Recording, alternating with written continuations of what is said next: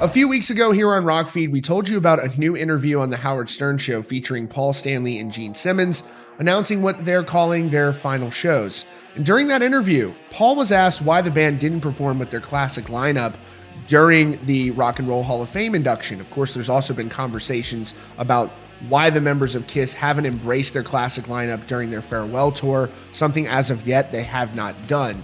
And it looks increasingly unlikely after what I'm about to tell you. Essentially, though, Paul Stanley during that interview mocked the classic lineup a little bit, basically saying that it should be called PISS. I'm going to read you the exact quote here in just a moment, but it has escalated to a point where Ace Frehley yesterday said that Paul Stanley has about a week to retract that statement that he just made, or he's going to reveal very embarrassing information about KISS that he says could ruin their career. Stick around. If you're new to Rockfeed, we really appreciate you tuning in. If you could take just a moment to subscribe with notifications on for the latest rock news, we would really appreciate it. In an interview earlier this month on The Howard Stern Show, Howard asked Stanley why he and Gene Simmons did not enlist Frehley and Peter Criss to perform at their Rock and Roll Hall of Fame induction. Stanley obviously ruffled some feathers when he said this. He said, "The organizers were demanding, quite honestly, that we play with the two original guys, Peter and Ace. And at this point, that would be demeaning to the current band, and also would give some people confusion. Because if you saw people on stage who looked like KISS but sounded like that, maybe we should be called PISS." As you can imagine, those comments went viral, and they are not sitting well with Ace Frehley, who appeared yesterday on SiriusXM's Trunk Nation with Eddie Trunk. I've linked to the entire conversation in the description. Ace went off about these comments, and I cannot underscore that, essentially issuing an ultimatum to Paul Stanley to retract his comments. He said, "You know what it is? It's Paul's frustration and insecurity that he has to use backing tapes, and we're only 6 months apart, and I can still get up there and belt it out and hit the keys, and he can't, and it's very unfortunate, and I'm very sad about the fact that he's using backing tracks. It's cheapening the brand, which affects my bottom line, because I still get paid from KISS on merchandising and whatever else they do, and I'm pissed off about it."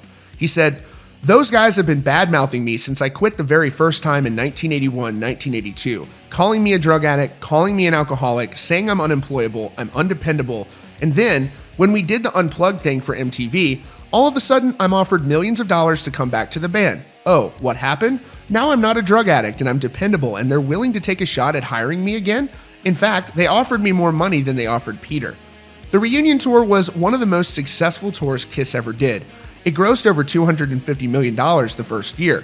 It was the largest grossing tour of that year by any band in the United States and Europe. And I got paid and I said, "Okay, I'll see you guys. I'm going back to my solo career."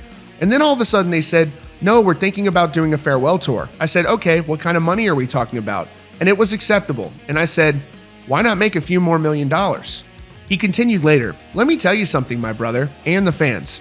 Nobody knows this, but when I was living in San Diego with my then girlfriend, I got a phone call from Paul, Doc, who is KISS's manager, and Gene.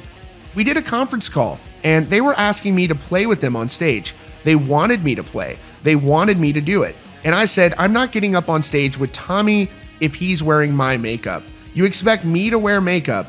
There will be 2 spacemen. Are you crazy? I'll do it if it's just us 4. The original founding members who created something very special. For the last 15 years, they've had other people playing what Peter did, and Tommy's copying every solo I ever wrote and trying to copy my moves, and trying to be cool on stage, but unsuccessfully, unfortunately. But with all the bombs and smokes and mirrors, they're getting away with it. Personally, I don't give a shit as long as I'm getting paid by them. But as far as what he said on Howard Stern, I'm going to make a statement to Paul Stanley right now. And Paul, if you're not listening, I'm sure one of your associates in the KISS group are. And I'm telling you that I want my formal apology for what you said and a retraction and an apology within 7 days.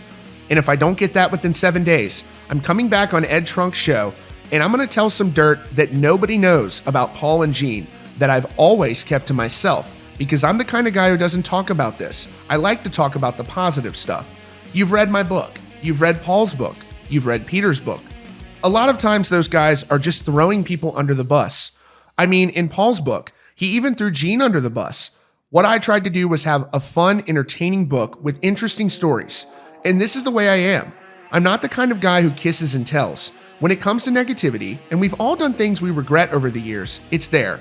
I have a 120-page manuscript that I wrote after I finished my book. My attorney has it in a safety deposit box. God forbid anything happens to me.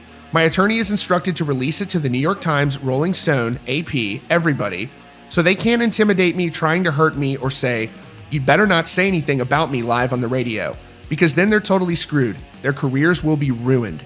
So it's clear that Ace Frehley was very pissed off about what Paul Stanley had to say about him on the Howard Stern show. And now he's demanding a retraction from Paul Stanley and an apology. And he says if he doesn't get one, he's going to return to Eddie Trunk and he's going to say some things that I guess Paul and Gene don't want to be said. Pretty wild situation right now between them. I don't think the tension has ever been this high. And there have been some real low points in their relationships over the years. That's your latest update from Rockfeed. Be sure to subscribe with notifications on if you haven't yet. Of course, check out the recommended video up on your screen.